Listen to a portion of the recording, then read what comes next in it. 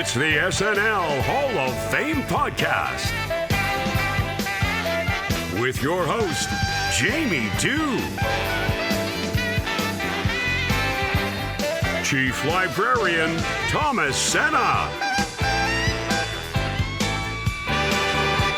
and featuring Matt Ardill. And now, curator of the hall, Jamie Dew. All right, thank you so much, Doug DeNance. It is a thrill to be here back in the SNL Hall of Fame on the SNL Hall of Fame podcast. My name is JD, and welcome. Before you come on in, though, please do me a favor. Read the mat. Wipe your feet. The SNL Hall of Fame podcast is a weekly affair where each episode we take a deep dive into the career of a former cast member, host, musical guest, or writer and add them to the ballot for your consideration. Once the nominees have been announced, we turn to you, the listener, to vote for the most deserving and help determine who will be enshrined for perpetuity in the hall. And that's how we play the game. It's just that simple. Now, one of the things we do before we play the game is we talk to our friend Matt Ardill and we get some trivia. But before we do that, I think it's important we note that we're going to be talking about Adam Driver today. I got to tell you, he's one of my most favorite guests of this new era, this new generation. It would be Mulaney and Driver for me, for sure. I could see them both being in the hall at some point. It'll be interesting to hear what Ashley Bauer has to say in terms of building a case. And we're thrilled. So let's walk down the hall and talk to our friend, Mr. Ardill. Oh, Matt. Adam Driver. Yeah. One of my favorite hosts, to be honest. 6'2", born November 19th, 1983 in Fontana, California. Did not expect him to be a Californian. I don't know why. Just doesn't have that. Just doesn't have that California energy. He attended Mishawaka High School and the University of Indianapolis before going on to graduate from Juilliard. This is another Juilliard grad who appears on SNL. He has had 57 acting roles, 6 soundtrack credits, and 2 producer credits. As a youth, he appeared in How to Succeed in Business Without Really Trying, Into the Woods, and Guys and Dolls. He's one of those people who's when you see an actor and they just have depths that you didn't expect. Yes. Because they have lived experiences. And I feel Adam is one of those. He worked as a door-to-door vacuum salesman. He applied to Juilliard, was rejected, so decided, what the hell, I'll join the Marines, where he was a Lance Corporal before being discharged due to an injury prior to deployment that made him unable to go into combat. So he decided, what the hell, I'll try Juilliard again, and this time was accepted. Does not like to watch his own performance and will decline to watch them in interviews because he just does not like seeing himself on screen. He's been nominated for Oscars in Lincoln, Black KK Klansman. I don't know how to pronounce the Spike Lee movie. Yeah. Yeah. It's the 3 Ks. It throws me off. Right. And Marriage Story, of course. His wife is actor Joanne Tucker. Her grandfather is the politician Henry Tucker, who is considered one of the most important politicians in Bermuda history, who led the first government of Bermuda in 1968. Watching his roles, it's clear he's a bit of an intense person, because after watching Fight Club, he actually came away with the wrong lesson and decided to start a fight club in his high school. Yeah, so that was a choice. Now, he did appear on Broadway in Mrs. Warren's Profession and Man and Boy before going on to appear in Girls. Growing up, he was raised by a father and a stepfather who were both preachers, who had him sing in the church choir which he doesn't really show off to the best of his ability inside Llewellyn Davis, which is, to be honest, where I first fell in love with him as the singing cowboy. But he's actually a very talented musician. And in that episode where he played the piano on SNL, he actually played the piano. He does know how to play the piano. Now, he's gone on to found a charity called Arts in the Armed Forces with his partner, a nonprofit that brings art to the active duty service members around the world and support staff free of charge. Together they have a son, but he actually kept it hidden for 2 years before the New Yorker finally let it slip in 2019. Huh. So he is a man of many nuances and layers. Sounds that way. What an onion he is. Yeah. You know, when I carve into an onion, I often cry. And when I listen to a Thomas conversation with a guest, sometimes too, I often cry. Let's go to Thomas now. Grab your tissues. How's that for a segue, Matty?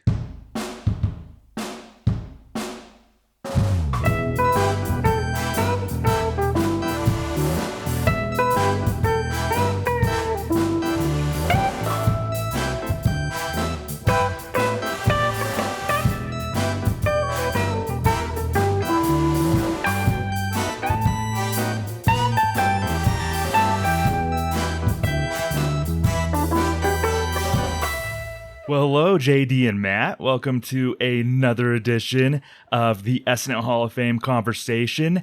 We are in the middle of a wonderful season 6, continuing that today with a great nominee, one of my all-time favorite hosts. I'm going to be upfront about how much I like today's nominee. It's Adam Driver, of course, and I'll be upfront about how much I like today's guest as well. A very special guest, first-timer last season with Kate McKinnon, who I think we'll probably get in this year. I mean, a little soon after her tenure at SNL to get into the SNL Hall of Fame. I guess the voters decided that, but I think ultimately Ashley will have gotten Kate McKinnon into the Hall. Ashley joined me and Jeremy on a roundtable at the end of season 5, so this is her third appearance to the show. So Ashley Bauer, thank you so much for joining me today on the SNL Hall of Fame, Ashley.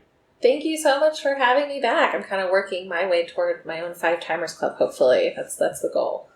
Slowly but surely. Yes, you'll get there. You were very impressive in your first go-around, so I had to have you back this season. I've been following your exploits on Instagram, I'm not going to lie. So you're a world traveler, you're a Taylor Swift fan, so why don't you tell me, like, how's your summer going in both of those regards, Ashley? I'm kind of jealous. So it's a little bittersweet. So yeah, I went to Paris to see Taylor Swift at the Eras Tour in May, and it was everything I thought it would be and more. Like, it was like being in Barbie Land. Everybody supports each other. It's women supporting women, and it's this like happy, wholesome environment. And she's just such an incredible performer, and she was so amazing.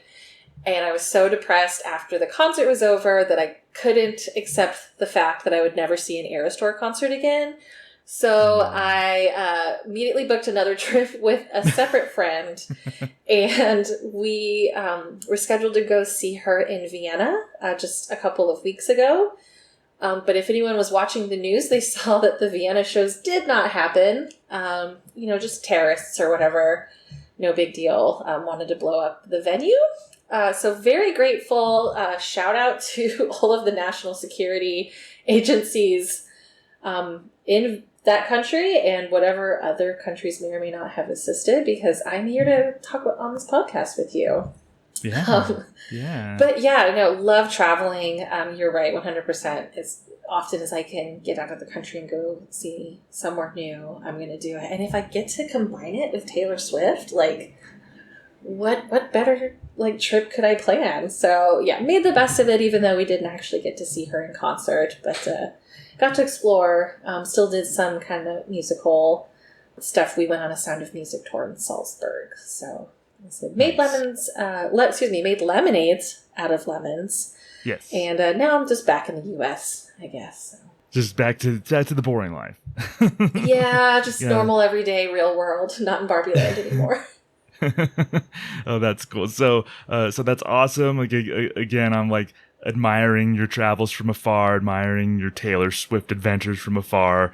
So I'm glad you've had a great summer, and I'm glad you're back here with me in season 6 to talk some Adam Driver. And I'm gonna be up front, Ashley. I think Adam might be in my top 10 all-time hosts. He's a 4-timer. I think he's already there for me. So I'm going to start the conversation with that to be full disclosure with the listeners. I think I have him as a top 10 all-time host. Is that aggressive on my part? No, not at all. And I promise he's not paying me to say this or to just agree with him. But like, I 100% he needs to at least be in the 5-timers club. He is so natural. Like, it was like he was born to be an SNL host, or somehow, like, he needs to somehow be associated with SNL for as long as I'm capable of watching the show. So yeah, not aggressive at all. And I know we're going to talk a lot about why. He's just so freaking good at it. Like, it's hilarious. It's intense. It's everything. Yeah, and I was doing this exercise because I made an appearance on the Saturday Night Network's host countdown this summer, and I was just kind of doing my list and going through the hosts and everything like that, and I surprised myself and was like, I really have Adam Driver this high? Well, I guess I do, and I guess I think he deserves it. So that's where I'm coming from. I think that's where both of us are coming from with this episode. So that's why I was so excited to do this one. So a little brief background on Adam. He did a little acting here and there till 2012. He started really getting breaks in 2012. He was in Lincoln, Francis Ha, the Greta Gerwig movie. Girls, though, was arguably his biggest break. So I first saw Adam Driver on Girls. Is that the case for you and your first exposure to Adam, or was it like somewhere else that you first saw Adam? No, so unfortunately mine it wasn't until he got a little bit more mainstream. My first exposure to him was when he played Kylo Ren in Star Wars. And then it was kind of, going back and realizing that he had been like making his way through and kind of breaking through over the last few years.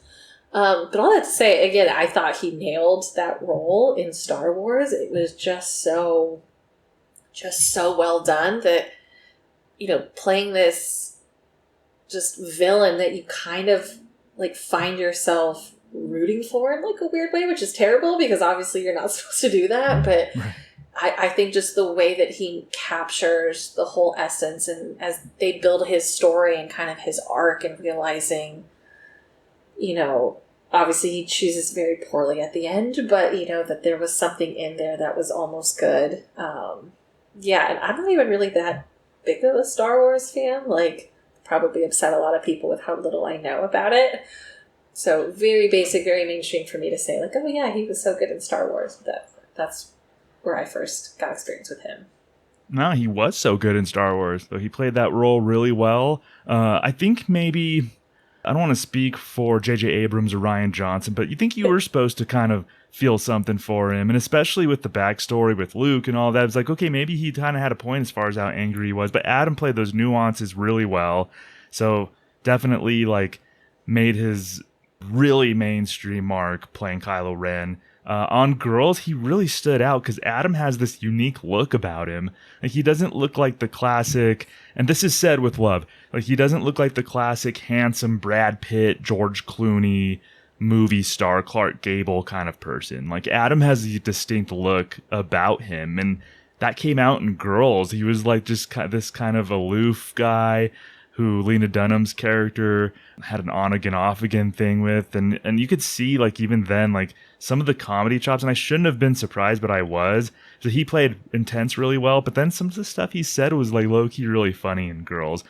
So there were signs there for him being a good SNL host, I should say. Yeah, I think once somebody gave him the platform and gave him the opportunity to really flex those comedy muscles, like, yeah, he just needed somebody to give him that chance and let him demonstrate it. I'm so glad they did.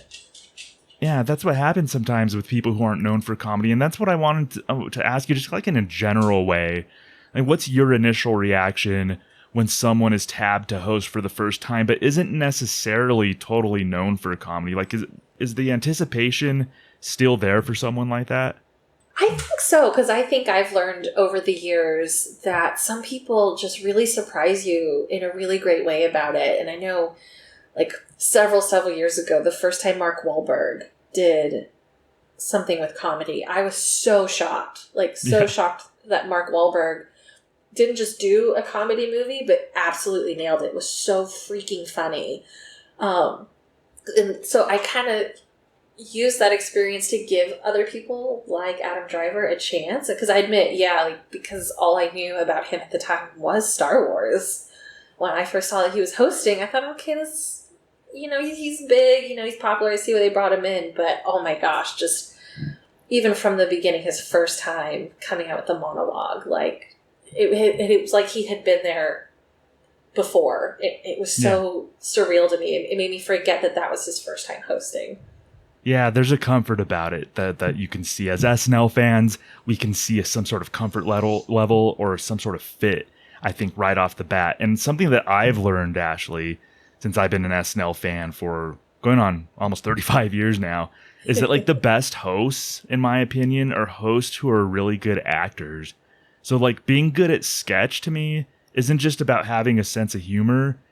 It's about being a great actor and having like timing and things like that. And Adam Driver happens to be a great actor and has a sense of humor. But I think a lot of those quote unquote dramatic actors, people who are really skilled at that, are really good SNL hosts. Because I think you need to be a good actor to be good in sketch and not just funny.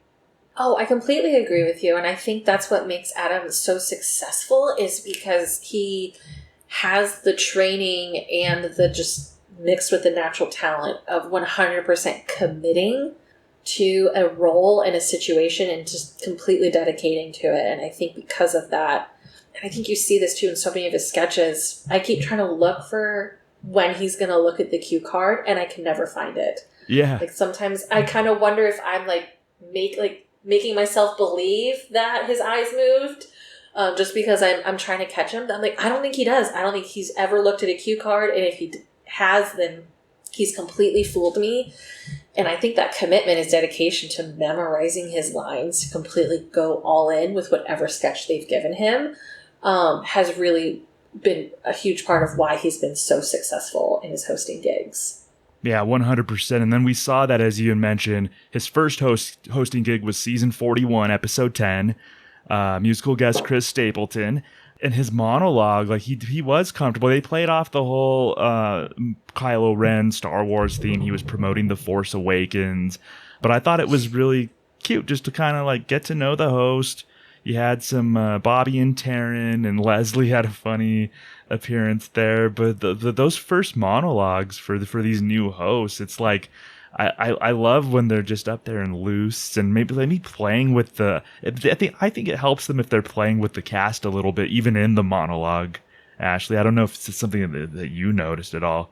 I actually was thinking about that for one of his kind of later monologues too. Is his ability to play off other cast members, the band, the camera, just working the different camera angles so naturally. I think that really shows, and it helps show the audience how comfortable they are from the get-go if they're able to come out and immediately start bantering with these professional SNL comedians, and he was able to do that. But it really is an honor to be in Star Wars. Never ever will you find a more devoted fan base. They're very intense. I know. Star Wars fans, ridiculous, right? Quick question.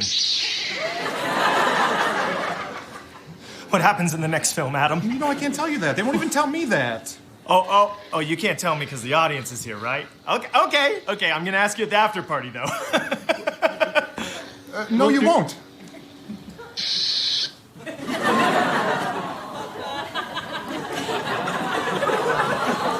I've been dealing with this all week. Oh, hey, Bobby. Leslie confused him with Minnie Driver.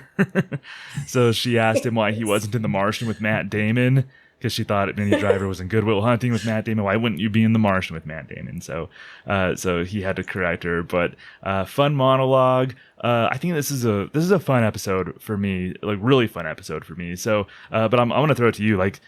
From this first episode, what stood out to you? Oh my gosh. Again, so many.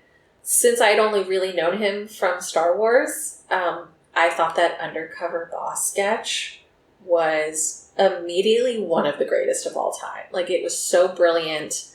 The concept was genius. Shout out to the writers of that sketch. But again, like, his ability to, bring Kylo Ren alive into this, like, comedic realm was so hilarious. And as a lawyer, shout out to all the lawyers who got the rights to let him do that, because thank you. Otherwise, we wouldn't have this sketch. But, yeah, he was so freaking intense in that, and it ended up being so funny. And I think in the moments where he wasn't even really trying to be funny, he was just playing Kylo Ren because of the setting that they had and the concept of what they were doing, just made it immediately funny. Even when he was, pained and trying to, like, talk to the camera, do the interview off screen, he's like, I'm really looking forward to meeting everybody. Like, it just pained him to have to say it. This week, Kylo is going undercover among Star Killer base personnel as Matt, a radar technician. You get so caught up in restoring the galaxy to its rightful state that you miss what's going on behind the scenes. I'm looking forward to having some real talk with some real folks. But shout out to everyone else who kept up with him in that sketch, too. Bobby Moynihan, Taran Killam in that as well. I think that was such a huge standout from that episode.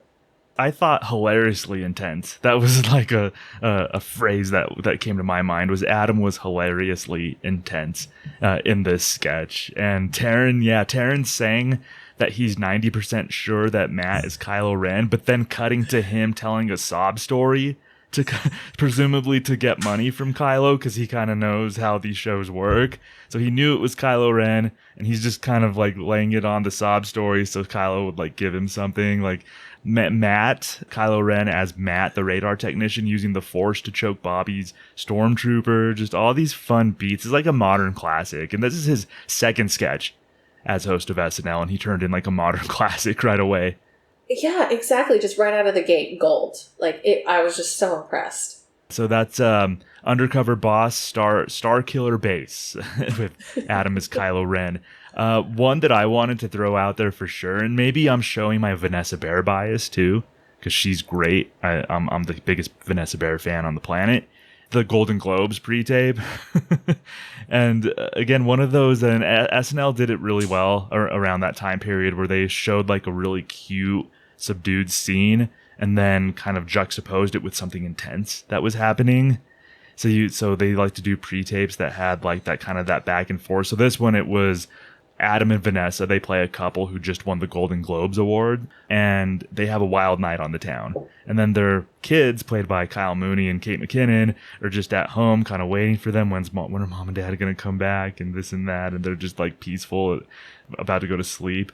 And just all hell breaks loose in this pre-tape, and it's one of my favorites. And I don't know how much SNL fans go back to it, but they really should. It's just like a favorite pre-tape of mine from this era, Ashley.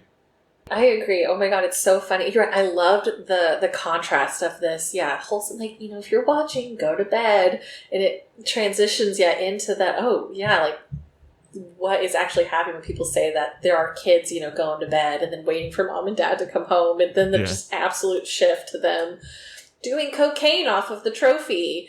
And like, do you think mom and dad miss us? And like, this is the greatest thing that's ever happened to us. Yeah. Forgetting about their kids.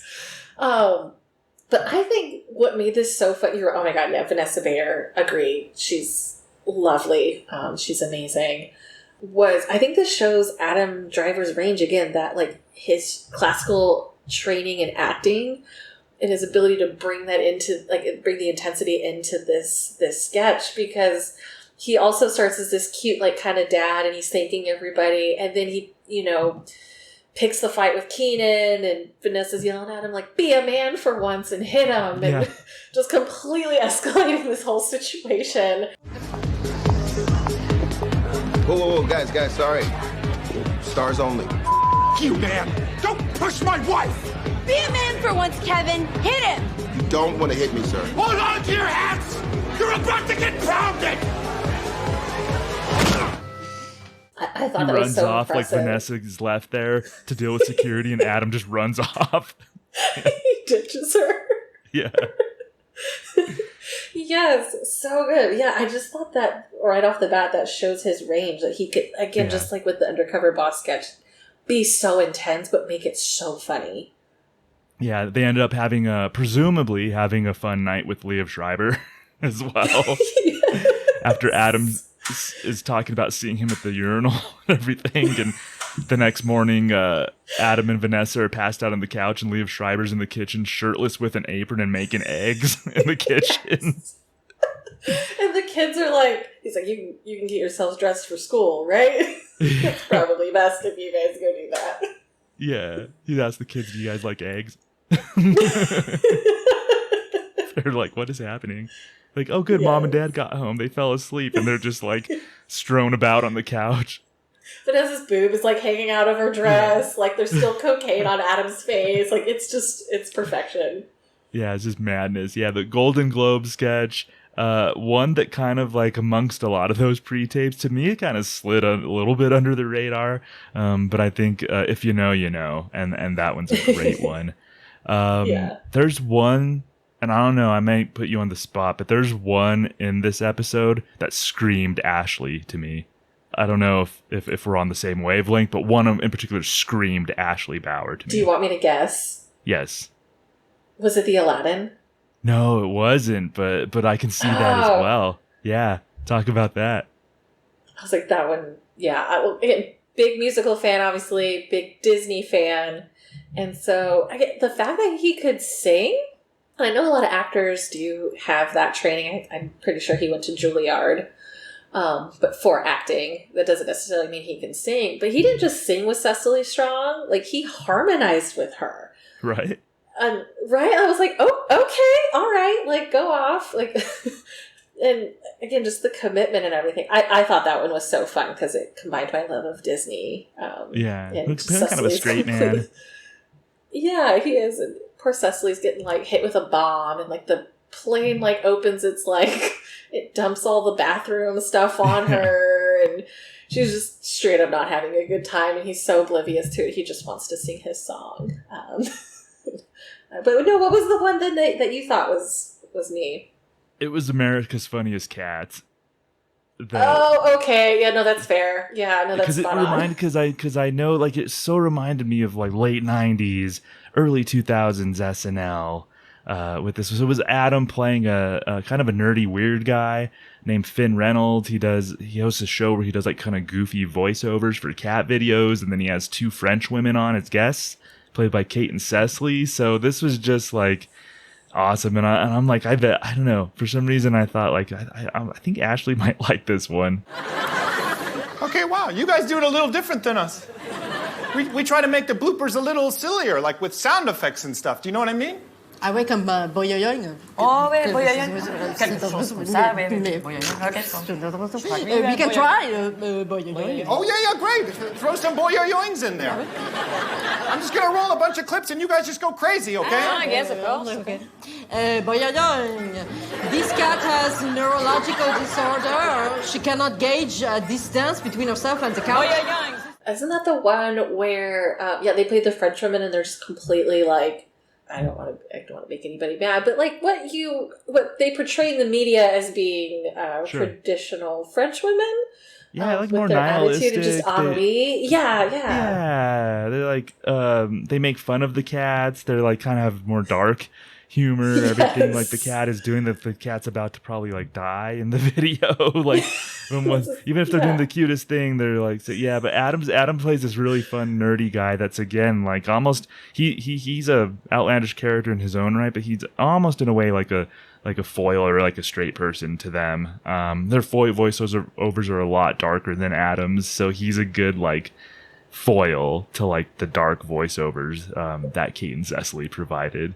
It was almost like an anti-Sprockets, where like instead of the host being super dark and intense, like the guests were, and the host is just trying to be like, just kind of this awkward, nerdy, like funny guys doing these cute videos, and then these women come on and completely like, well, maybe that's not exactly what I intended. I absolutely love that comparison to Sprockets, like the inverse Sprockets. Like that's so good. Yes. What a great pull. Anytime I can shout out to Mike Myers, like I'll find a way. Yeah, you're talking to someone who, when he was a little kid, dressed up in like a black turtleneck and pretended to be Dieter from Straw Kids. So I just made Ashley choke on her wine, I think. So I'll spit out of her nose. I can see that, and that must have been before we met. I know we've known each other a long time, but the fact that I never got to see this is so disappointing. I'm glad there wasn't, like, my parents weren't on social media at the time and taking pictures and post. Yeah, that would have been a mess. We're older than social media, Tom, unfortunately, so you lucked out. Gosh. This was a fun. I have one more. I don't know if anything. One actually that really surprised me from this episode, but I don't know if you have any shout outs, any more shout outs from his first hosting gig. No, I'm not gonna lie, the undercover boss one stood out. Oh, wasn't this also the season where he was playing the football announcer and Pete Davidson gets absolutely like laid out and breaks his legs? That was another really good one. Yeah. And I feel like he's not so much the star of that, like he's kind of a side person in it. Yeah. But that one really stood out to me from that episode as well. Yeah, that was a good one. That was that was the first sketch of the night. Actually, that like led off the night after the monologue. That's right. Yeah. There was one I kind of forgot about, and I loved Adam Driver, obviously, before I started like going back and rewatching these episodes, but there was one called Awareness Seminar. It was Adam and Cecily and their class speakers talking about social puppeteering to the class. And the stories that Adam and Cecily are sharing are so good.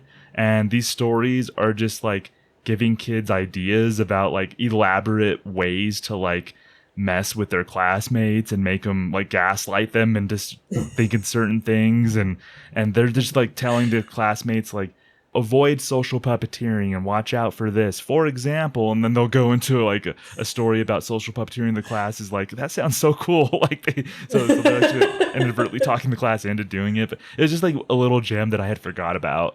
Okay, well, in simplest terms, it's manipulating others for your own amusement. Hijacking someone's reality to feel powerful. Here's an example of something I did. In the 6th grade, I paid like 80 kids $1 to go up to this kid, Nathan, and say, hey, nice hat. So what's the problem? Nathan wasn't wearing a hat.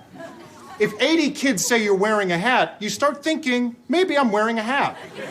And watching him wrestle with that made me feel good. I took the most valuable thing he had, his mind. That's the idea behind social puppeteering. Any questions? I don't think there was a dud in this whole episode. Like the last sketch of the night, it was 80s kid character who wanders into a porno scene. That's right. Right. Oh my gosh. So that's how they ended the night. Adam did a great job at bad acting in that sketch, but that's like, I don't think there were any misses his first hosting gig, which is rare for a first timer. Like sometimes even the great ones, you look at their first time and you're like, okay, there were like some bumps in the road, but I don't think there was like a bump in the road here, Ashley.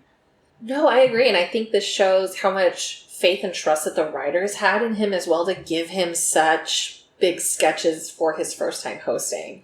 So whatever they saw early in the week, I think really built that rapport and that trust because they just kept giving him just like amazing sketch after amazing sketch. And again, he completely delivered on it. Like some of these, could potentially have been duds, but I think he kind of took them across the finish line. And I think this was also our first glimpse into seeing the comedic chemistry he was going to have with Cecily Strong. Like just how perfect they were in sketches together. They're so funny. And I'm glad that we got some more with them later when he came back. Yeah, 100%. So it didn't take that long for him to come back. 3 seasons, which isn't that much. Season 44, he led off. It was the season premiere of season 44. And he wasn't done any favors with this one, I don't think, right off the bat, because they did such a long, it was a Brett Kavanaugh cold open. Matt Damon came on and played Brett Kavanaugh, and I enjoyed it, but it was so long. I think it just kind of messed with like the timing of the show and the tempo and the vibe. So that was kind of weird, like excited about the season premiere, but like the Brett Kavanaugh thing had just happened. the whole like the hearing to try to see if they would confirm him for Supreme Court justice. And so that was very topical, but it just went on for so long, and it seemed like they were just playing catch up the entire night. But there were like some good stuff, including arguably the best sketch of the whole era. One of the best sketches of the entire era happened in this episode. So still like a great outing by Adam. Yeah, you're right. I mean, how do you follow Matt Damon playing completely, shout out to Melissa Villasenor, but white male rage character in Brett Kavanaugh? You're right. Yeah, it kind of did, monopolize the show. It took a really long time. And living in DC, I've gotten to see oral arguments now, and that has ruined me because listening to Justice Kavanaugh ask questions during oral argument, I'm sitting there trying not to giggle and break my bearing because all I can picture is Matt Damon playing him in Saturday Night Live. But yeah, like it was so hard, I think, to follow that, such an aggressive tone. Although, come to think of it, maybe Adam was the perfect one to follow that because he is so intense and aggressive, and we got... oh my gosh, what was the character's name? I remember Pete's name was like Mordecai in this. Are you talking about Abraham H. Parnassus? Yes, thank you. Oh my God, yes. So we get I think, one of the greatest sketches of the era, maybe all time. I think anyone I talk to about Adam Driver doing SNL, this sketch always comes up. I think more than any of the other ones, and for good reason. I keep talking about his commitment and dedication. Like, this is exhibits A through, like, Z right here. Everyone else is just dying and losing it in this sketch. Pete, especially, right in front of him. And he doesn't blink. He doesn't flinch. He doesn't hesitate. Like, just utter commitment to staying in this character. Mr. Parnassus, why don't you tell us about what you do for a living? Hear me now, children.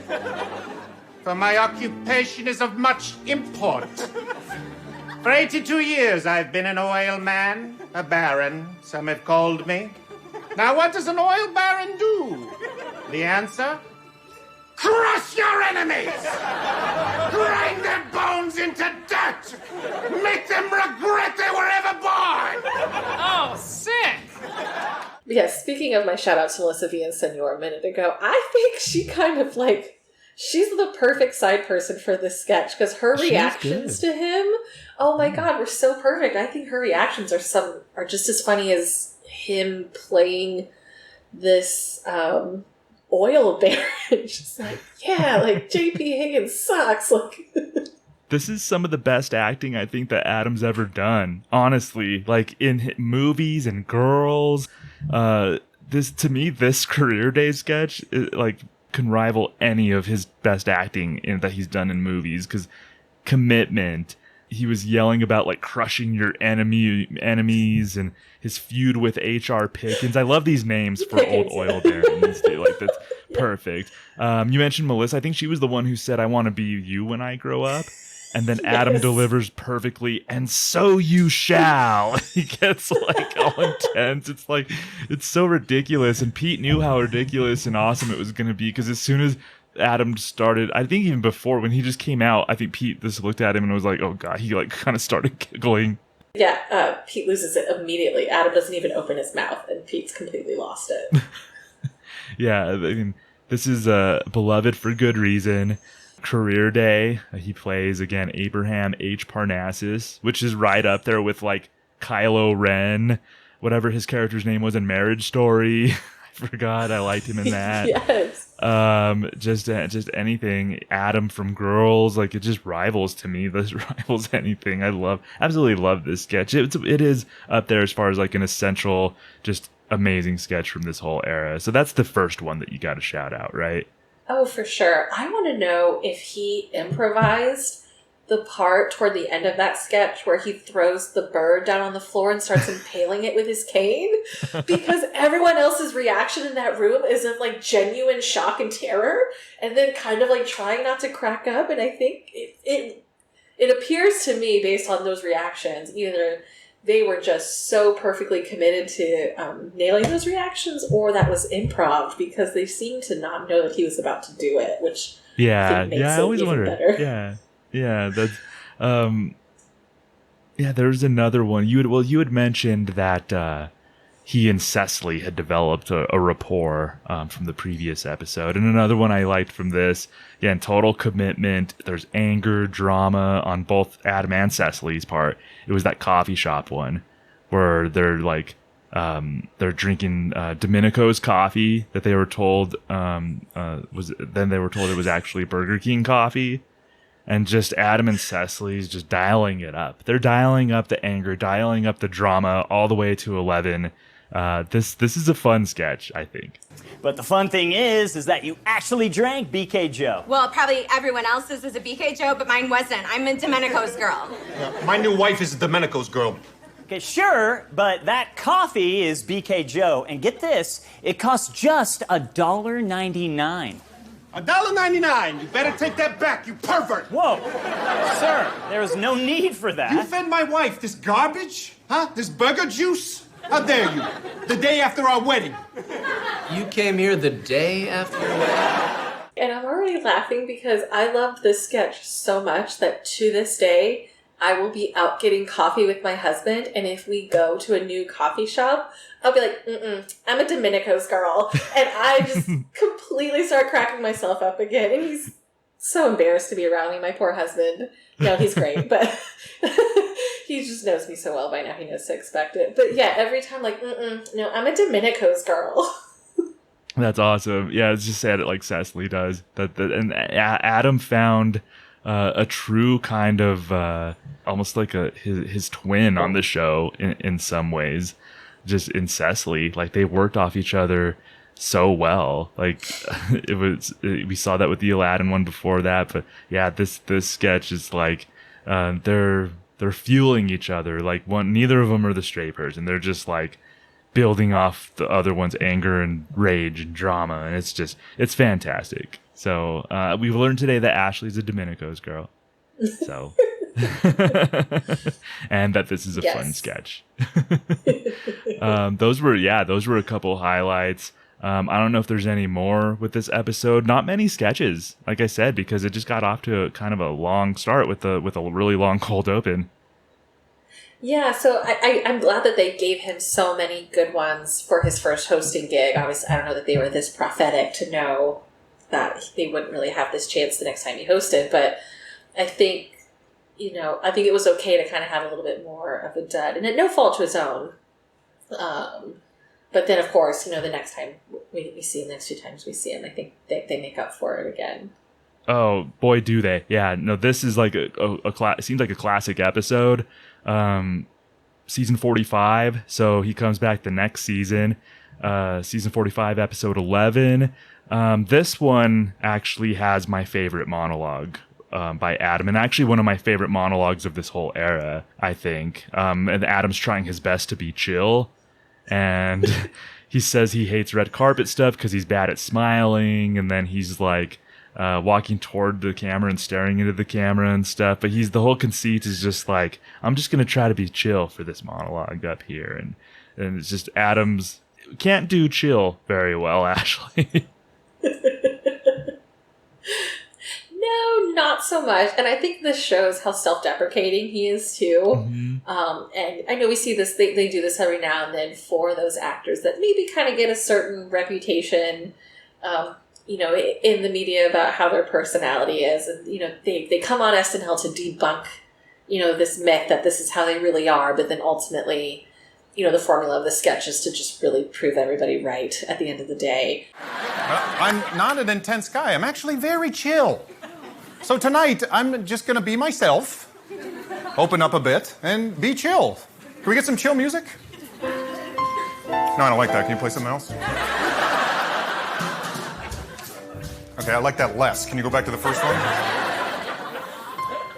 Okay, that's fine. You can hear that's better, right? Okay, good. Anyway, I'm very chill, and I'm just going to prove it. I'm just going to, take my time up here, be myself, and enjoy this moment. Yeah, I think he does this so well, too, again, because, again, starting from the beginning, I'm super chill. 3 notes into the song that he asks the band to play. No, I don't like that. Change it. Like 5 notes into the second one. Actually, no, I like this less. Go back. It's just being this like demanding diva. And I know I talked a little bit earlier about like his first monologue and kind of how he was interacting with the other cast members. But yeah, this one, you're right. He's interacting with the band. He's interacting with the cameras. He does the awkward sit next to the audience member kind of thing and tries to, I can sit and talk to the people, and then just kind of gives him this action figure thing. And if I see this on eBay, I'm going to kill you. It's just, yes, you're right. So memorable, so funny. Yeah, these are the types of monologues, in my opinion, that all-time great hosts do. Like, I can see Steve Martin, Tom Hanks, Alec Baldwin, like any of the all-time greats just holding court in a monologue like that, looking so comfortable, so confident.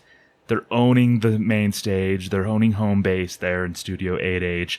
And this is just a throwback to, like, this is a monologue that I watch and I'm going, like, this guy is an all-time great. And this is something that makes me confident in calling him, like, a top 10 host ever, is because of something like this. Like, it was just so fun to watch. It's like one of those monologues, honestly, that, like, makes me reaffirms why I like watching SNL, because I get to see something great like this. Yeah, and it's something that could have just completely failed if he didn't have the ability to carry it. Like, he carries this entire monologue that could have been so awkward. And just nails it. It's quiet, it's just him. He's interacting with these other people and entities, but they're not really engaging back with him. Like, he's carrying this whole monologue, and it's funny from start to finish. And I just think that, it really goes to show how talented he is at this. And it's so fun to see. Yeah, people, you need to go back and watch his monologue from season 45, episode 11. To me, it's like up there with like some of the better like Martin Short monologues or hosts like that. It's pretty awesome. So I was in New York this weekend, and my wife and I were leaving our luggage at our hotel to go like do some sightseeing before we had to get back and then go to the airport. They told us how much it was. They said that they didn't take card, and I looked at my wife and I was like, oh man, I'm all out of cash. So that reminded me of such a classic sketch from this episode, Ashley. That was a little shaggy dog way to get to this Del Taco sketch. I love it. Oh my gosh. Did you pick this sketch because of my prior comments about Kyle Mooney? A little bit. I mean, because part of me is like, oh, another Kyle Mooney sketch. But then a little, like, the evil part of me is like, oh, this entire sketch is, like, designed to absolutely humiliate him. 100%, yeah. And I will say, I do end up feeling so bad for him by the end of it. When he's, like, fake crying. Because they make him say the line, like, 100 times over again, and it's still wrong. And they're just telling him how bad he is at it. Yeah, let's hear it. Aw, man, I'm all out of cash. Aw, man, I'm all out of cash. No, you don't want to kill yourself. You just want to tackle it. It should be like, man, I'm all out of cash. Okay. Now say it. Man, I'm all out of cash. Man, I'm all out of cash. No, you're not a pervert. He's got to get out of his head. I think we just got to beat the hell out of this guy. No, we can't. Crap. I know, sorry, wait. Adam plays such a great, like, he plays the VP of branding for Del Taco. They're shooting a Del Taco commercial. Beck's the director, Chloe Fineman. It's an early Chloe Fineman. I was surprised. I actually kind of forgot that Chloe was in this sketch. So it's early Chloe Fineman and Adam or Kyle are playing these two actors. And Kyle has to say the line, oh man, I'm all out of cash. And Beck's trying to coach him. And then some of the stuff that Adam, as the VP of branding, says, like, you don't want to kill yourself, you just want a taco. Like, you're not a pervert. Like, just all these different things. Like, he looks at Beck and he's like, I think we just got to beat the hell out of this guy. Yes. And then he's like, put your shirt on your head like Cornholio. Take your pants off. Like Cornholio. I love that. Like, he just kind of slid that in. Like, we all know who he's talking about, the great Cornholio. Yeah. Like, that's... This is another classic. So, like, you could watch, I think, all 4 of his episodes, and I think there's, like, classics from the era in each one of those episodes. And to me, this is one of them. This Del Taco commercial shoot. Like, I think immediately, Ashley, like, I looked online when it happened, and people were like repeating that line like right away. Like, it became like an instant classic. So whereas I say, "Oh, I'm a Domenico's girl," you're the, "Oh, I'm all out of cash." No, it's like, "Oh man, I'm all out of cash." Please don't make me do it like Cornholio. You just crack each other up, drinking Domenico's while eating Del Taco. That'd be it. Yes. A fun time. What else do you need? They also did, Ashley, a sequel to a sketch that we both loved from his first gig, is The Undercover Boss, Where Are They Now? So how'd you feel about part 2 of this Undercover Boss? I really liked it. It's always so hard to do a sequel to anything. I was just so happy to have him back. I didn't think it was quite as good as the first one. That may be an unpopular opinion. But I think I've probably just built up in my head so much, like, the perfection that is the first one that, there's no way to ever really compare it. But, yeah, obviously it was such a favorite. They knew they had to bring it back for the fans, and I'm so glad they did. Yeah, well, it got a huge cheer. When the sketch started, it got a huge cheer. So we showed how beloved the last one was. Immediately, they showed Adam as Kylo, and everybody just started cheering because they knew what they were in for, pretty much. And then it has a gif that kind of lives on toward the end when he's giving that strained kind of thumbs up at the end of the sketch. So, if for nothing else, like, I thought this was a pretty good sketch, but then it, like, that thumbs up kind of lives on. Yeah, and I mean, again, no shade to Adam Driver. I think he nails it again. I think it's kind of just more some of the other people. And again, Bobby Moynihan just not straight up sucks. Like, when you go from that to, like, everybody else, you don't have Leslie Jones anymore. You know, maybe I'm just biased again because I loved those actors so much. But yeah, if nothing else, at least now our world is blessed with that gif of the awkward thumbs up. There's a series of sketches that I think Adam's like a perfect host to play. So it's the science room sketches, and he could play really annoyed, like, very, very well. So he plays the host of the science room. Of course, you have like Mikey and Cecily as their little kid characters who are just like the most annoying little kids. But isn't Adam not perfect for something like this? Oh my God, yes. Because again, just his complete ability to... And he times the escalation of his aggression so well. Like, he doesn't come out of the gate at 100. Like, he really knows how to just dial it up a little bit more each time. And you see that with this. Like, at first he's, like, so happy about the kids and seems like, you know, a TV host that's going to be so natural in doing a science show with kids. And then just completely ends it with, like, wanting to absolutely murder these dumb children. And he's throwing the tape, like, through the window. Again, just Cecily, like, I think she helps carry that through, like, her comedic timing and delivery of the, you know, somewhat inappropriate comments about what her sister says about what happens in the science room. Always, yeah. It's always something she repeats what her sister says. What comes first in the science room? The guy? The guy? Yeah, my older sister said the guy, like, always comes first. I don't know what that means. Oh my God, no, that's not what that means. The guy does not come first here. The girl comes first? No, my sister said the girl never comes first. It's safety. Safety comes first. That was an awful conversation we just had. Adam had the best response. He just sort of casually goes like, "That was an awful conversation we just had." Just like the way he said it was like almost like the voice for us. Like, yeah, that was. I'm glad somebody like called it out. Yeah. I love it. I love when SNL does that too. I think one of my favorite examples of that is again, kind of going a little off topic. I apologize. But the Larry David episode where they're doing the FBI training and Pete Davidson just simply repeats what Larry David said with this like incredulous, like, just demeanor. Like, did he just say, "Can a bitch get a donut?" And it's like the audience, yeah, you're right. It's just really repeating what the audience is thinking in that moment. And it seems so simple, but it's kind of, I think it makes the audience like, oh yeah, that's right. Yeah, this is funny because this is exactly what I'm thinking. And I think Adam did the same thing in this sketch.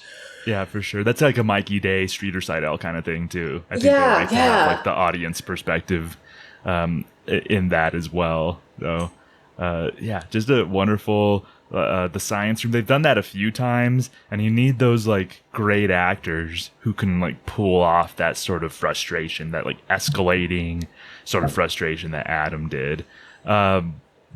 I have one more that I really love from this episode. I don't know if you have anything from his third hosting gig that we should go over.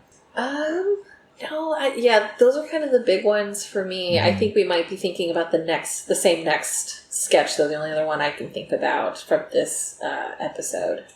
No, mine was it's an example of a sketch that has a ridiculous premise and kind of really works because of someone like Adam. I guess Adam and Cecily again. And it's the Marrying Ketchups sketch. Yes. That they did at the end of the night.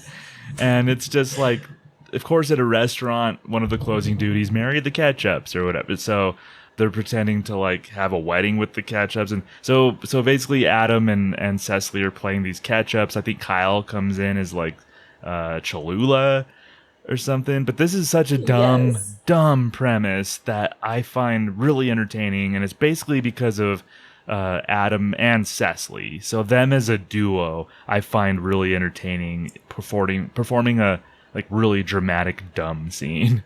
Wanda, I know you're only a quarter full and I'm 3/4 full, but together it won't matter. We'll just be one full ketchup. No, we won't, because I'm not ketchup at all. I'm catsup. What did you just say? You heard me. You're telling me I've been gallivanting around town with some cheap off-brand generic ketchup? Don't you dare! You're not even Heinz, you dirty hunt! You're really gonna call me a hunt in front of my family? I love it because it's this, supposed to be like this dramatic, like, kind of almost Marriage Story-esque, you're right, and he's yelling at her, and the puns are just chef's kiss. Like, you're right, it could be so dumb, it could be so bad, but they nailed it. Like, I don't relish telling you this, but, like, it's, like, come on, like, please. And I think it was Heidi Gardner who was playing the waitress, who was, Heidi was the manager. I think Aidy Bryant played the manager. Yes. Yeah. And it's Cecily she kind of breaks a little bit when she like breaks off the label and reveals that she's catsup and not ketchup. And he's just appalled. And then they have the little like ketchup packet baby. I can't, like, everything about this sketch is so funny to me. But I do kind of like dumb humor. Yeah, no, absolutely. No, dumb humor is great, especially on SNL. It's like, I don't know, like the commitment just to really to sell something dumb is just like, it's one of the reasons why I do love the show, is just to see these, just sometimes to see these people sell the most ridiculous thing. And it's like, just putting themselves out there to look stupid and to have fun. Like, that's a lot of reason why I watch the show. And something like this, it's just like, it's perfectly executed in that. Oh, yeah. And, like, when she starts kind of pushing back, she's like, well, at least I don't have to slap him on the back for him to perform. Yeah. Yeah. Oh, that's that. So we were both thinking the same thing. That's Marrying Ketchups. That was the last, it was like a 10-1. It was the last sketch of the night. Very great episode, his third one. We had a classic monologue. The Del Taco commercial shoot was classic. Some other like really fun sketches. Adam got to show his acting chops a lot in the medieval times sketch. Adam got to show like some really over dramatic, fun acting like Adam Driver does. So really, really strong third outing. People were clamoring for him to come back. It's just like he's showing that he's an all-time great already, but we need him back. And when they announced him and Kate hosting, I think they hosted like back to back. They were part of a batch of announcements. It was like, okay, we're in for something special. So Adam came back this past season in season 49, and I think one of these sketches was probably in my top 2 sketches of the season, and Adam played it perfectly. But this was like I think season 49 was maybe kind of an up and down episode, but to me this was like had a lot of highs compared to a lot of the other episodes of this season. But like when you saw Adam was coming back, like excitement. Oh yeah, definitely. Like I said, he came out just from his very first season of hosting and was so good at it. And he just kept getting better and better. Every time they've announced him, I've been so excited. I'm going to be even more excited if they announce him for a 5th hosting gig. But yeah, definitely always excited to have him back. Yeah, so I think some fans felt like it was bumpy to start the season, and then we were like, oh, Adam's coming back and Kate McKinnon's coming to host. Like, so this really, like, I think rejuvenated a lot of people. And the sketch that I wanted to bring up first was like maybe my favorite sketch of the season. There's another one with Kristen. The Jumanji sketch was up there too. But Beep Beep with Adam and Andrew Dismukes essentially kind of facing off in this sketch. Like, Andrew's honestly my favorite cast member. To see Andrew and his weird humor, his kind of intense, silly humor play off of Adam so well in this sketch, which is like, it's kind of a dumb premise. Like, 2 guys are like putting their dishes on the table and saying, "Excuse me, beep beep." So they use the word beep beep, and then Adam and Andrew get there at the same time and they say beep beep, and then it starts getting tense. It's like a tense standoff. I'm sorry, boys. Is everything all right? Everything's fine, sweetie.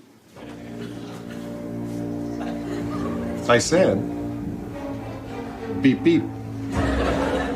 Nah.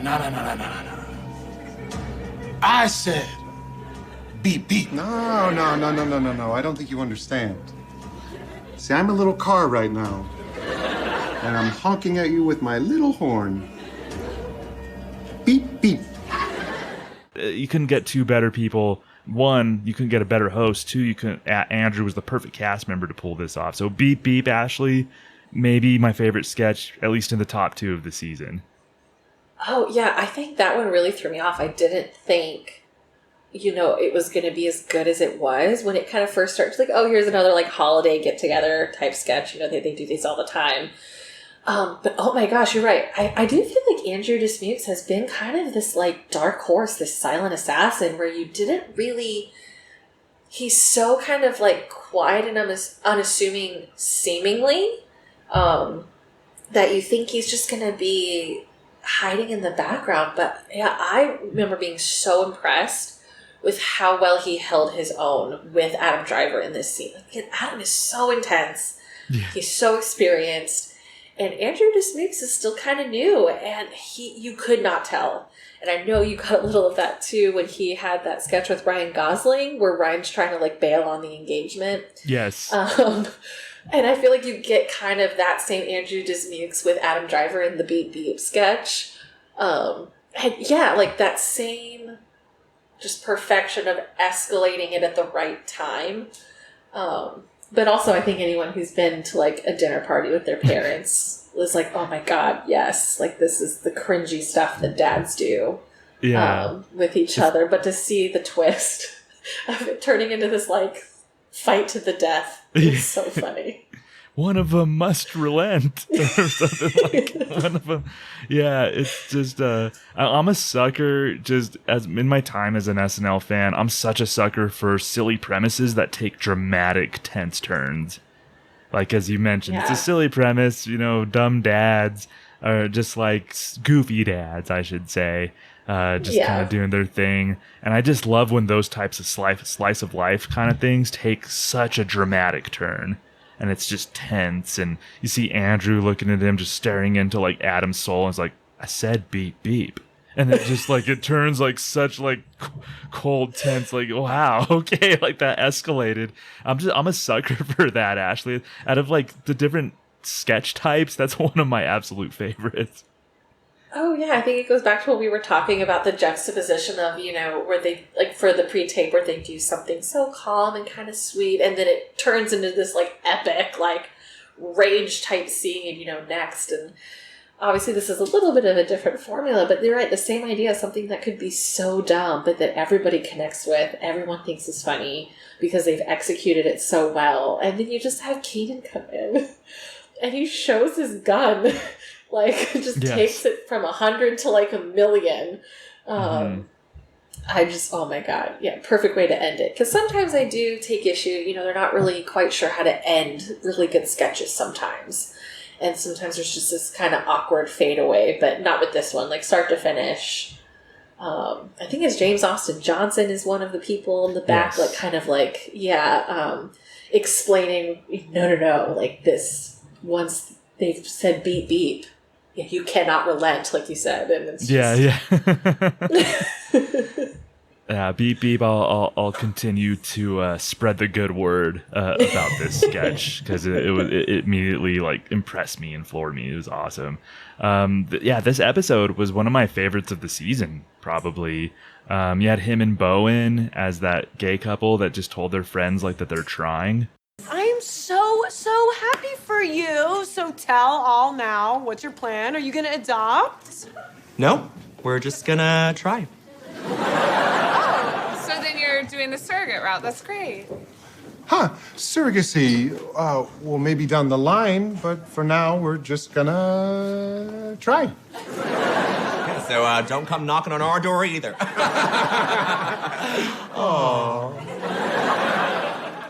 Heidi, Michael, Sarah, and Andrew were all asking them, like, so how? Are you adopting? He's like, no, we're just trying. Like, okay. Like, yeah, so I just love their, like, him and Bowen just kind of casually just throwing out that they're trying. So that was something else that stood out to me. I mean, anything with Bowen, of course. He's so good at playing off anybody as well. Like, he's so versatile. I love it. Yeah. What'd you think about this episode as a whole, and anything that you might have enjoyed? Obviously, the beep beep was the one that stood out to me the most. The we're trying. The old friends one was really funny. The kind of like reaching out, hadn't heard from somebody in a while. Like, that one also kind of takes like a really dark turn. But yeah, I feel like this episode showed a little bit more that they don't always, like, the sketches don't always have to be him front and center. Like, he can also, I think, play like the side guy, the side person, and really still contribute and not just be somebody who's hiding in the corner, or they're not just throwing him in because he's the host and he wants a certain amount of screen time. And I think he ends up really contributing to everything that he's in, whether he's front and center or he's playing one of the side characters. And I think we've got probably a few more sketches, I'd say, where he was the side character in this one, or maybe even a little bit calmer sometimes. Yeah, especially like toward the end. Yeah, there was like a PSA, which is like elderly people saying like, stop pranking me, basically. So you had all these elderly people. Yeah. And Adam was just part of an ensemble there. Tiny Ass Bag ended the night, and Adam was just sort of part of the sketch. But he's front and center when he's playing a baby on an airplane. Oh my God, yes. Adam's front and center for that one. Yeah. Okay, yeah.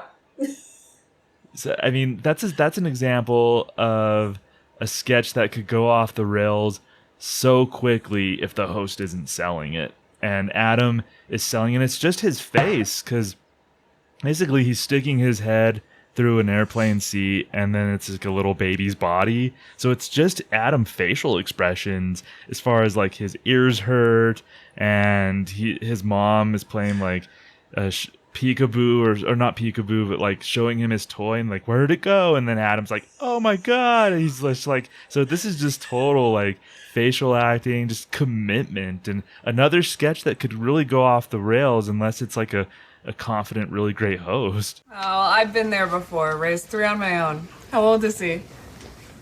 I'm 11 months. Oh, wow. You mean 11 months in like 15,000 days? My ears feel strange. It's okay, honey. That's just the pressure from being up high. No, my ears, they feel different. I don't like it. It's okay. Here, do you want your iPad, sweetie? The Peppa Pig device? That is the only thing I want. And I think too, like this shows, like he's so willing to not take himself too seriously. Like the sketches that he's taken on and agreed to do, and then just absolutely nailed. I think shows that like he's not afraid of looking silly. He's not afraid of looking stupid. And you're right, kind of taking these premises that could be so bad, and he's like, "Yeah, I'll go along with that. I'll play along." Like I can totally see. He sees the vision and he brings it to life. And you're right, even it's just a head. Like a baby's head, and he's so freaking funny. Yeah, that was when my wife and I were recently on an airplane.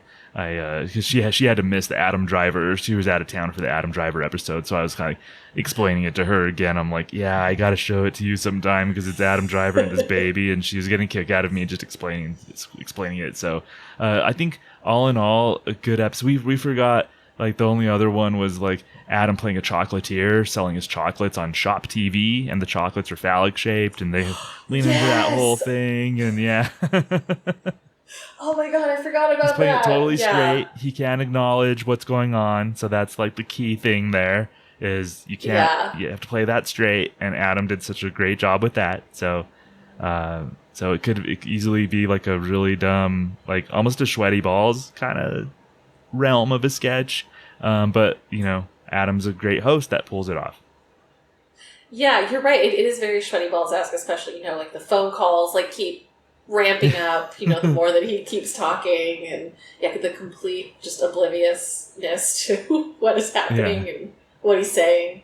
Oh my god, I almost forgot about that. I also realized I've been missing an opportunity with all of my international travels this summer to recreate Adam Sandler as a baby on a plane. Like, I should just start screaming and completely acting. Then your husband would be really embarrassed. That'd be like peak embarrassment. So I don't know. For his sake, I'm not sure about that. But if you do, video it. Okay, maybe I won't post that to Instagram after all. But yeah, so season 49, maybe a little bumpy. I don't know. There was some hit or miss, but I think that overall this was one of the better episodes of the season. Not surprised when it comes to Adam Driver. So when we alluded to it too, so he hosted in season 49. Is season 50 too soon for him to come back and be a 5-timer? Like, one, is it too soon for fans? Do you think like, oh, we've already seen him last season? And do you think it'd be too soon for the show to want to bring him back? Because I feel like they bring Mulaney back so often, like, and so close in time to his last hosting gig. So I don't know that they're just, like, automatically, like, opposed to bringing somebody back, like, too close in time. Again, a little bit different with Mulaney. He does bring a different vibe. And you don't really need Mulaney to be, like, promoting anything. Whereas I could see them maybe just wanting to wait, or maybe even Adam's agents wanting to wait so he can come back when he has something to promote. I wouldn't personally be mad about it. I don't think fans, again, you know, Adam Driver fans would be opposed to him coming back so soon. But maybe, building up the anticipation at maybe at least one more season, and then being able to line up, you know, whatever big names you're going to call in for his 5-timer episode, and really be able to take the time to do that one justice and do it well. Yeah, you got to do it well if and when he becomes a 5-timer. That needs to be like a special one, because he's an all-timer host, and I don't say that lightly. I don't just bestow that on anybody. Really, he's like a top 10 host for me. I think he's going to go down as that great of a host. So, I mean, I would love season 50, but you're right. Maybe season 51. He's always working. So he's always like has something. So there's going to be some reason for him to go on SNL, because it seems like he's in something all the time. He pops up everywhere. Yeah, that's true. Yeah, it's not like we're going to have to wait very long. I think, personally, if we're going to do a 5-Timers Club episode for him, they've got to call in at least Mark Hamill, if not both him and Harrison Ford. I mean, you've got to get... Yeah. Right? Like, I mean, you've got to still do the Star Wars thing, even though he's done a bunch of other stuff since that.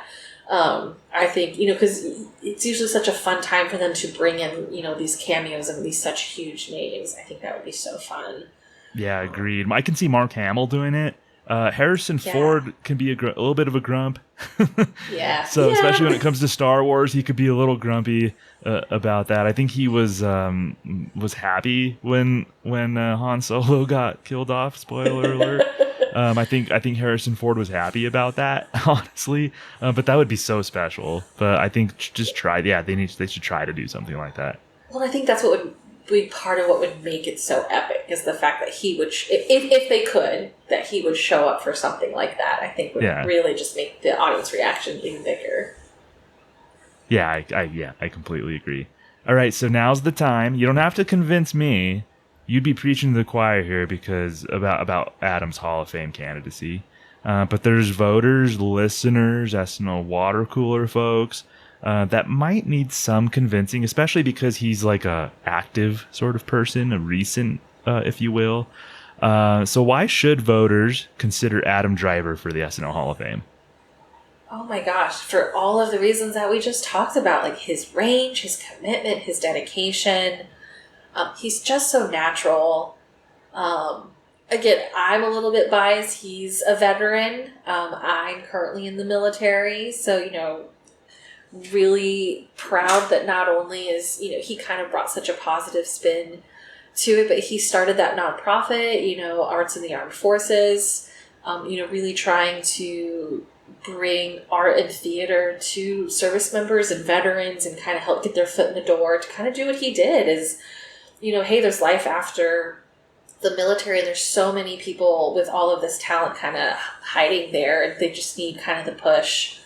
So he's philanthropic. He supports the troops. But no, in all seriousness, he's just so funny, and he's got such great range. And yeah, he's just one of those hosts that no matter what he's given, he's going to nail it. And I think you're right. That's what makes him land a spot on my list, too, of one of the greatest hosts of all time. And somebody that, if we're talking about him being a potential 5-timer, it's because he's got so much in his portfolio. So if you're on the fence, I just recommend going back and watching some of the sketches that Tom and I talked about, and even some of the other ones that we didn't. And hopefully you'll find what we did when we watch it and have the same positive experience that we did.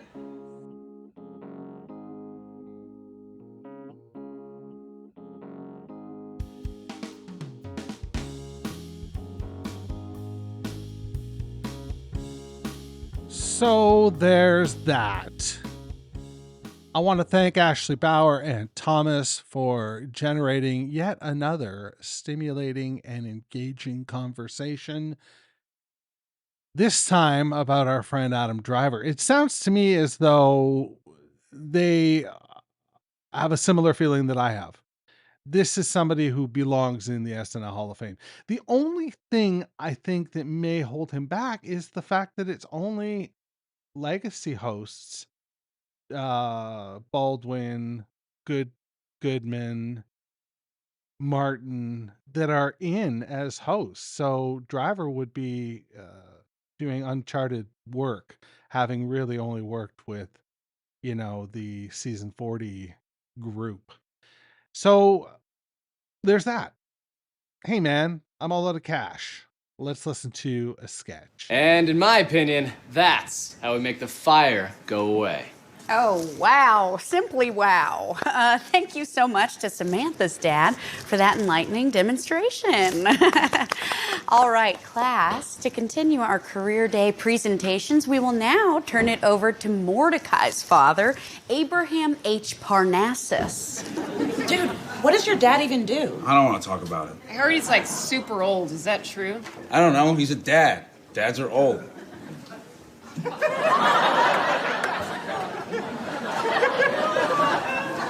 Greetings, children.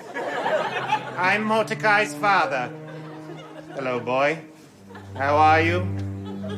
Look at your father, boy. Look upon your father with pride. I see you, man. All right, Mr. Parnassus, why don't you tell us about what you do for a living? Hear me now, children. for my occupation is of much import. For 82 years I've been an oil man, a baron, some have called me. Now what does an oil baron do? The answer? Crush your enemies! Grind their bones into dirt! Make them regret they were ever born! Oh, sick! Wow, right into the dirt. Now, if the kids want to pursue a career in oil, what kind of traits would serve them well? Oil is not for the weak. It is the earth's milk, and only the strong may suckle at mother's teat. You hear me, boy? Only the strong. Look at me, boy. Look at your father. Look at me. Look at him, Mordecai. Dad, this is embarrassing. One man came close to breaking me, H.R. Pickens. He did not succeed. For I crushed him into the ground. Who is H.R. Pickens? Exactly. Samantha, you gotta stop it, honey. Okay? Well, Mr. Parnassus, the oil business must be pretty lucrative, right? Oil has little to do with profit, marm. Okay. Oil is about domination of the spirit. Allow me to demonstrate. Children, point to the weakest in your class, and we shall ruin their spirit as I ruined the spirit of H.R. Pickens so long ago. Word? You are weak like H.R. Pickens. Feel this boy. Understand the pain. You think I was always the picture of strength that I am now? Dad, you couldn't get out of bed for a week because the mattress was too soft. Mind over flesh, boy. I was born 7 months too early. Incubation technology was still in its infancy, so they placed me in a cast iron pot inside of a pizza oven until I was ripe enough to walk. My bones never hardened, but my spirit did. Be strong and crush your enemies. Well, this has been outstanding, Mr. Parnassus, but unfortunately we're running out of time. Boo! Now, does anyone else have any last questions for Mordecai's dad? Yeah. I get that you're an oil baron, but what do you actually do all day? Perhaps I was not clear. Luckily, I brought a visual aid which will illuminate the ins and outs of the oil industry. This dead bird represents those who would wish you ill, once proud, flying high above the earth in bloody defiance of her gifts. And now you return her to earth, naked and defeated. I have lived you into Pickens! I crushed you into the ground! And now your bones turn to oil beneath my living feet! I married your granddaughter! Filled her belly with my festering seed! And sired a boy! He is my final revenge, H.R.! Dad, come on! I want to be you when I grow up! And so you shall! Now, children, I was asked to bring a healthy snack, so join me in the hall for swine livers and Capri Sun. All right, kids, go out and eat those pig guts. You know, when you hear people talking about a performance versus writing, that is the culmination of two bits right there. The writing is right on point, and Driver's performance takes it over the edge. That's what we're looking for when we're looking for a Hall of Fame host. So, on behalf of Ashley Bauer, Thomas, Matt, this is JD saying, on your way out, if you could do me a favor, as you pass the Weekend Update exhibit, turn out the lights, because the SNL Hall of Fame is now closed. Thanks for listening to the SNL Hall of Fame podcast. Make sure to rate, review, share, and subscribe to the show wherever you get your podcasts.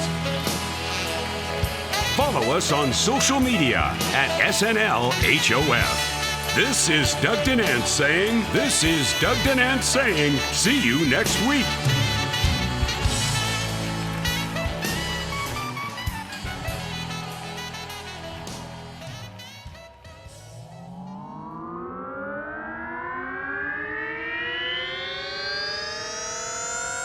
do podcasts and such.